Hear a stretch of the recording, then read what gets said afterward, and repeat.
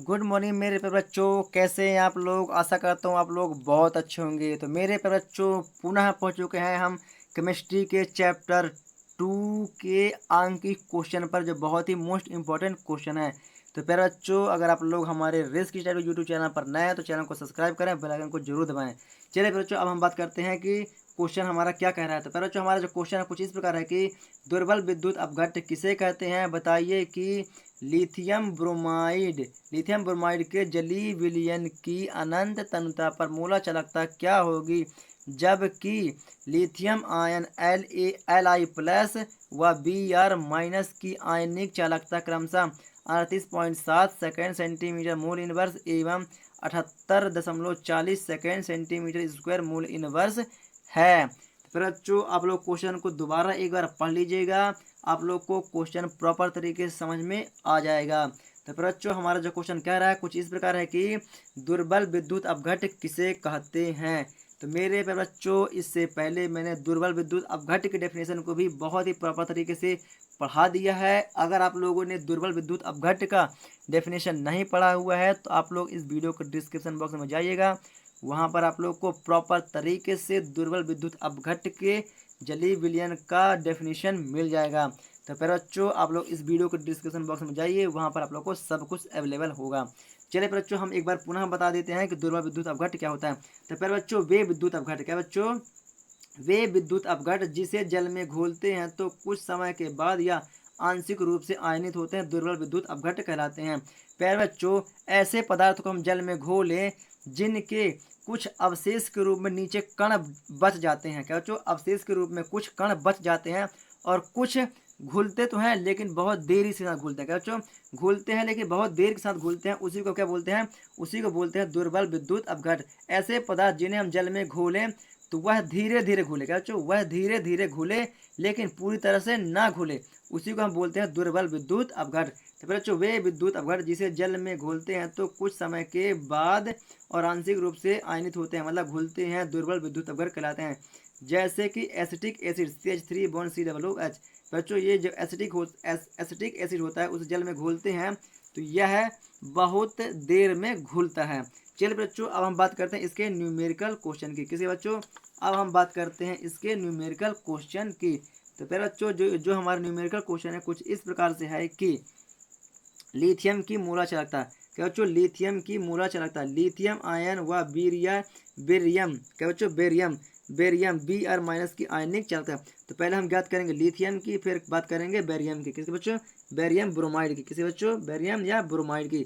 चलिए बच्चों, तो हम बात करते हैं अपने चालकता पर। तो यहाँ पर हम लिख देते हैं बच्चों कि एल आई प्लस बच्चों, थोड़ा सा इसको आगे कर देता हूँ कि बच्चों एल आई प्लस की मोलर चालकता, Li+ की मोलर चालकता। बच्चों, Li+ की मोलर चालकता। प्यारे बच्चों, अगर आप लोगों ने अगर कोलरास का नियम पढ़ा होगा तो आप लोग को यह चीज़ समझ में आ जाएगा। प्यारे बच्चों, अगर आप लोगों ने कोलरास का नियम नहीं पढ़ा है तो आप लोग पहले कोलरास का नियम पढ़िए, उसके बाद इस व्यंजक को करिए ताकि आप लोग को प्रॉपर तरीके से यह चीज़ समझ में आ जाए। तो प्यारे बच्चों, हम बात करते हैं कोलरास के नियम के अनुसार जो हम ये कर रहे हैं। तो यहाँ कोलरास का नियम का फॉर्मूला लग रहा है बच्चों, तो आप लोग इस वीडियो को डिस्क्रिप्शन बॉक्स में जाइए, तो पहले आप लोग कोलरास का नियम पढ़िए, तो आप लोग को प्रॉपर तरीके से समझ में आ जाएगा। तो चलिए बच्चों, हम बात करते हैं इस क्वेश्चन की ओर। तो बच्चों, पहले हम लिथियम की मूलर चालकता ज्ञात करेंगे। तो यहाँ पर क्या लगेगा? यहाँ पर लैम्डा लगेगा बच्चों। क्या लगेगा? लैम्डा आयन और Li+, और इसका मान क्या है बच्चों? इसका मान हम क्रमशः, पहले हमने लिथियम लिया है तो लिथियम क्या होगा बच्चों? 38.70। क्या होगा बच्चों? 38.70। क्या बच्चों? 38.70 सेकेंड सेंटीमीटर स्क्वायर मोल का इनवर्स। अब बच्चों किसकी बात करेंगे? बच्चों ब्रोमाइड की। किसकी बच्चों? बेरियम की। क्या बच्चों? बेरियम की या सॉरी ब्रोमाइड की। तो बच्चों यहाँ पर क्या लिख देंगे हम? Br-। क्या बच्चों? Br- की मोलर चालकता की मोलर चालकता बच्चों कर देंगे मोलर चालकता। तो बच्चों इसमें भी लैम्डा लगेगा। क्या बच्चों? इसमें भी लैम्डा अनंतता Br- बराबर, इसका मान क्या दिया है बच्चों? 78 दशमलव 40। क्या बच्चों दिया है इसका मान? 78.40 सेकेंड सेंटीमीटर स्क्वायर मोल का इनवर्स। बच्चों मोल का इनवर्स। अब क्या बच्चों, कैबेनियम अनंतता एल आई, सॉरी बच्चों आप लोग को दिख रहा है, कैबेनियम MLI BR बराबर हम क्या हमें ज्ञात करना है, इसको हमें ज्ञात करना है। तो क्या करेंगे बच्चों, हम कैबेनियम एम, क्या बच्चों क्या करेंगे, ज्ञात करेंगे बच्चों, कैबेनियम एम अनंतता LI BR बराबर बी आर बराबर, इसे दो भागों में तोड़ देंगे बच्चों। तो ये बन जाएगा लैम्डा LI प्लस अनंतता प्लस अनंतता M lambda C, sorry B are minus, क्या बच्चों BR माइनस। अब इसके अनुसार से हम क्या करें बच्चों, हम इनका मान रख देते हैं। तो कैबेनियम MLI BR बराबर, इसका मान क्या है बच्चों, 38.70, क्या बच्चों 38.70 प्लस BR का मान क्या है बच्चों, BR का मान 78.40, क्या बच्चों इसका मान क्या है 78.40। फिर बच्चों अब क्या करेंगे, सॉरी बच्चों, कैबेनियम MLI BR बराबर, इन दोनों पॉइंट को आपस में क्या करेंगे बच्चों, हम जोड़ देंगे, प्लस का चिन्ह लगा बच्चों, क्या करेंगे हम इसे आपस में जोड़ देंगे। तो जो इसका मान आएगा बच्चों, कितना आएगा बच्चों, 117, क्या कितना बच्चों 117.10, क्या बच्चों 117.10 सेकेंड सेंटीमीटर स्क्वायर मोल का इनवर्स।